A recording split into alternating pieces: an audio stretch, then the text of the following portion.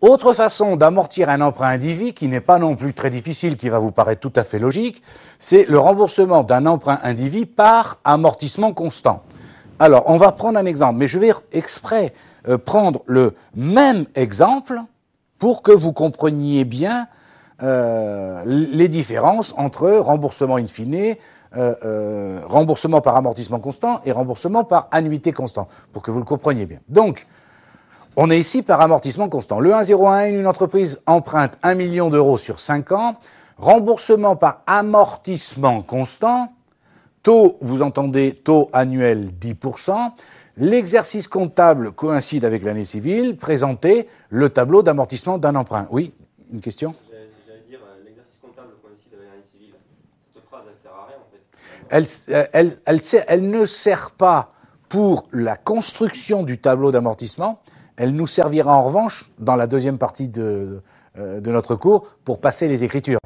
Parce que les écritures se passent, il y aura des écritures à la date de remboursement de l'emprunt, mais il peut y avoir aussi des écritures, justement, aux dates d'inventaire. On en reparlera tout à l'heure. Mais c'est vrai que pour construire le tableau d'amortissement de l'emprunt lui-même, on n'a pas besoin de l'histoire de l'année civile. On s'en moque, c'est pas un souci. Mais par contre, pour passer les écritures, on a besoin de cette information si c'est pas, entre parenthèses, si c'est pas le 31/12. Donc, amortissement constant. Alors, le tableau, ça va pas vous étonner, le tableau, il a la même tête. Sauf qu'évidemment, ce qu'il y a à l'intérieur, maintenant, ça change. La première colonne, date d'échéance, ce sont les mêmes, puisque j'ai pris exactement le même exemple, d'accord ? Et puis après, si vous le permettez, on va raisonner par ligne. Le 31/12, dette à rembourser en début de période. Entendez, dette à rembourser avant de faire le remboursement ici. Est-ce que vous êtes d'accord que c'est bien 1 million ? Les intérêts, c'est toujours, vous pouvez encore, le renvoi est toujours là, les intérêts, c'est toujours la dette à rembourser en début de période multipliée par le taux d'intérêt. 1 million fois 0,10, ça fait 100 000. D'accord. La colonne amortissement, est-ce que vous voyez là que la simplicité, on nous dit que c'est un amortissement constant. Constant, ça veut dire que la part d'amortissement est toujours la même. Ça va, vous me suivez ? Donc là, on a emprunté combien ? 1 million. Sur combien d'années ? 5 ans. Donc vous voyez, vous pouvez, là en revanche, remplir tout de suite la colonne amortissement. Ça fait 200 000 par année. Très simple. Et donc, regardez, l'annuité ou les annuités, parce que là, le principe des annuités, il est toujours le même que d'habitude, à savoir là, les intérêts plus les amortissements. Donc la première annuité ici, elle est de 100 000 plus 200 000, ça fait 300 000. D'accord ? La deuxième annuité, 80 000 plus 200 000, 280 000, etc., etc. Est-ce que vous comprenez pourquoi les intérêts diminuent ici d'année en année ? Les intérêts diminuent d'année en année pour une raison bien simple, c'est que les intérêts sont toujours calculés sur le capital restant dû. Mais comme chaque année vous remboursez un peu de capital, les intérêts diminuent. Par exemple, sur la première ligne, la dette à rembourser en fin de période, elle n'est plus que de 800 000, puisque vous deviez 1 million. Vous venez de payer une annuité de 300 000. Attention, hein, beaucoup d'étudiants se trompent là, évidemment. Hein. L'annuité, c'est intérêt plus remboursement de capital. Mais ce qui reste à rembourser, c'est pas la dette au début moins l'annuité. Ce qui reste à rembourser, c'est bien sûr la dette moins l'amortissement. Donc ce qui reste à rembourser à la fin de la première année, c'est bien 800 000 et pas 700 000. On est bien d'accord, Rémi, c'est clair ? Ok ? Donc, qu'est-ce que ça veut dire ? Une fois que j'ai payé la première annuité de 300 000 euros, dans laquelle il y a 200 000 euros de remboursement de capital, je n'ai plus que 800 000 euros de capital à rembourser.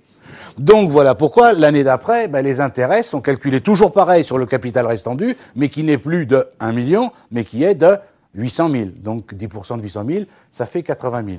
Voilà pourquoi les annuités diminuent d'année en année. Et vous remarquez bien sûr, que quand je suis sur la dernière ligne, j'ai tout remboursé, tout le capital, donc il ne me reste plus rien à payer. OK ? Maintenant, on va voir le remboursement d'un emprunt indivis, cette fois-ci par annuité constante. Alors, évidemment, c'est le cas le plus délicat. Alors, quand je dis le plus délicat, Pourquoi? Alors, il suffit de faire un ou deux exos, puis après ça ira. Simplement, il y a une formule mathématique qui donne qui permet de trouver le montant de l'annuité constante. Qu'est-ce que ça veut dire? Est-ce que vous comprenez que si vous remboursez un emprunt par annuité constante, ça veut dire que la somme que vous consacrez tous les ans, entendez bien, intérêt plus amortissement, c'est toujours la même. D'accord? Donc, il faut calculer cette somme. Alors, la formule mathématique, c'est A, l'annuité, égale K, tout est écrit, hein, K ou valeur d'origine de l'emprunt, multiplié par I divisé par 1 moins 1 plus I puissance moins N. Alors, I, le taux d'intérêt annuel exprimé en pourcentage, et N, la durée de l'emprunt exprimée en années. C'est là où je vous disais tout à l'heure, vous allez comprendre. Si au lieu de parler d'annuité constante, on parlait de mensualité constante, est-ce que tout le monde me suit?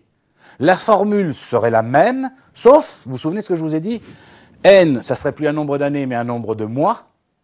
Et I, au lieu d'être le taux annuel, ça serait le taux mensuel. Ça va? C'est clair pour tout le monde? D'accord? Donc, alors, la question qui se pose, à laquelle, très honnêtement, je peux pas vous répondre d'une façon formelle. Est-ce que, si jamais ça arrivait dans le cadre d'un examen, est-ce que c'est obligatoire qu'il donne cette formule en annexe ou pas? J'en sais rien. Enfin, je veux dire, c'est pas écrit dans les textes si c'est obligatoire ou pas. D'accord?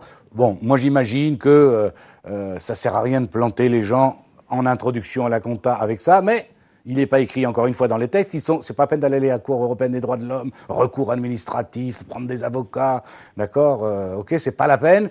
Vous êtes censé le savoir, d'accord. Mais disons que par convention, souvent, ils vous le mettent en annexe, ils vous rappellent la formule s'il en était besoin.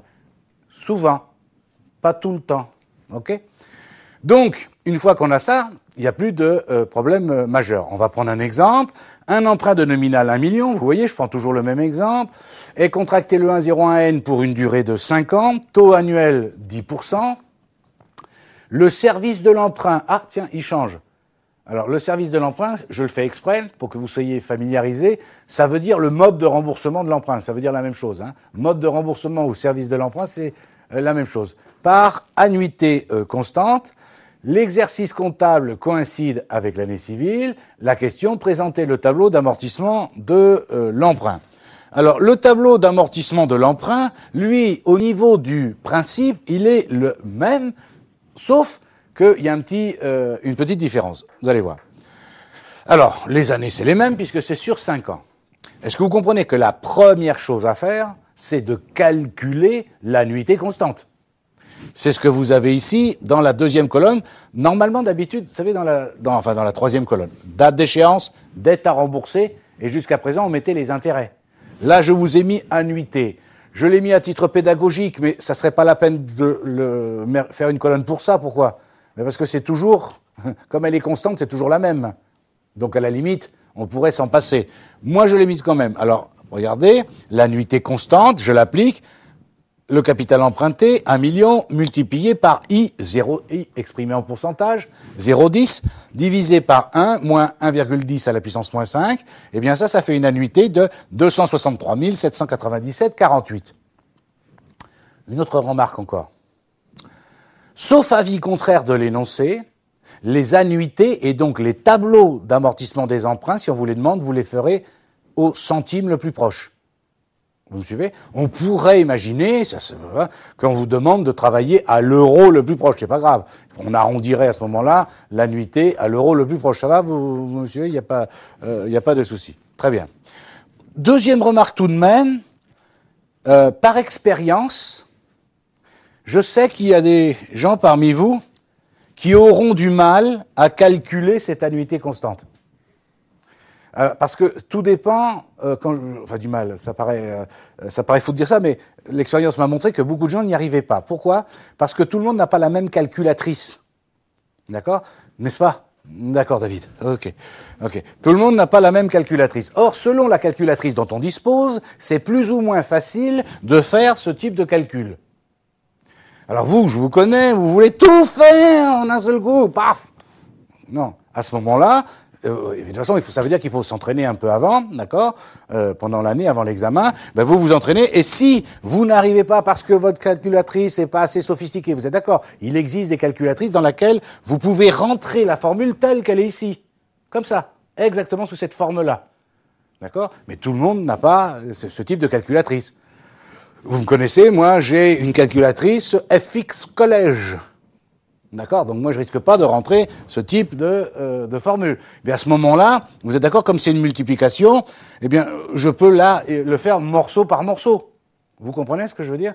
Et comme ça, je le fais morceau par morceau et j'arrive à un montant. Voilà, c'est tout, hein, je veux dire. Mais quand même, testez-le quelques fois avant l'examen, parce que je sais qu'il y a des gens ici qui ont des soucis. Donc, 263 797,48. Alors, on y va. Regardez bien, c'est très très simple, hein. Sur la première ligne, dette à rembourser 1 million. L'annuité, 263 000, 797,48. Les intérêts, toujours le même principe, les intérêts. Eux, de toute façon, ça ne bouge pas. C'est toujours le capital restant dû, donc la dette à rembourser en début de période, multiplié par le taux d'intérêt. Donc la première année, c'est 100 000. Maintenant, les amortissements, puisque, écoutez bien, l'annuité, c'est intérêt plus amortissement. Puisque l'annuité est constante, 263 797,48, que vous savez que pour la première annuité, vous avez 100 000 euros d'intérêt. Est-ce que vous êtes d'accord que donc les amortissements, c'est l'annuité, 263 797,48, moins les intérêts de la première année, 100 000. Ça va, vous me suivez? Donc vous voyez, ça veut dire que la première année, sur un chèque ou un virement de 263 797,48 euros que vous faites à votre banque, en fait, vous n'en remboursez que 163 797,48. Conséquence, après cette annuité, la dette à rembourser en fin de période, qu'est-ce que c'est que 836 202,52? C'est la dette à rembourser en début de période, 1 million, attention, pas moins l'annuité, moins, toujours pareil, la part d'amortissement incluse dans l'annuité. C'est-à-dire moins 163 000, etc., etc. La deuxième année, ça y est, c'est parti. Et après, c'est toujours pareil. La deuxième année, donc, on a dit qu'avant de rembourser, on doit 836 202,52. L'annuité, comme étant, elle est constante, elle est toujours la même. Les intérêts, c'est 10% de 836 000, donc 83 600 et quelques, d'accord? Et vous voyez que l'amortissement, le deuxième, c'est 263 797,48, donc l'annuité constante, moins les intérêts de la deuxième année, etc., etc. Vous voyez que ici, cette fois-ci, contrairement à ce que nous avons vu tout à l'heure, vous voyez que dans la colonne amortissement, les amortissements augmentent d'année en année. Et les intérêts diminuent, puisque l'annuité est constante. Donc, de grâce, le jour de l'examen, faites attention, ne confondez pas, ne vous précipitez pas trop fort, trop vite et trop fort, ne mélangez pas un remboursement par amortissement constant avec un remboursement par annuité constante. C'est pas la même chose, bien entendu. On est d'accord? Alors, juste une petite remarque, dans le monde réel, en particulier, j'ose dire, chez les particuliers, pour les achats de biens immobiliers, par exemple, la plupart des particuliers soit choisissent, soit c'est leur banque, leur établissement bancaire qui les oblige à prendre un remboursement par mensualité constante. Parce que l'intérêt de la mensualité constante, pour celui qui emprunte, c'est comme ça, il sait que si c'est un emprunt sur 4 ans, 5 ans, 10 ans, 20 ans, 30 ans, par mensualité constante, il sait qu'il paiera tout le temps la même mensualité. D'accord? Alors que si vous prenez, vous avez vu tout à l'heure, les amortissements constants, d'accord, les mensualités diminuent d'année en année. Mais chez les particuliers, ils choisissent plutôt avoir une lisibilité, sachant que c'est toujours la même somme jusqu'à la fin qui sera consacrée au remboursement de l'emprunt. Alors maintenant, alors oui, j'ai fait une petite remarque, excusez-moi encore. Bien voir que si l'on construit le tableau de remboursement d'un emprunt en entier, la somme des amortissements doit obligatoirement correspondre à la valeur d'origine de l'emprunt, bien sûr. C'est sur la dernière ligne, si vous faites le tableau en entier, tous les amortissements, ça doit correspondre à la valeur d'origine, bien sûr.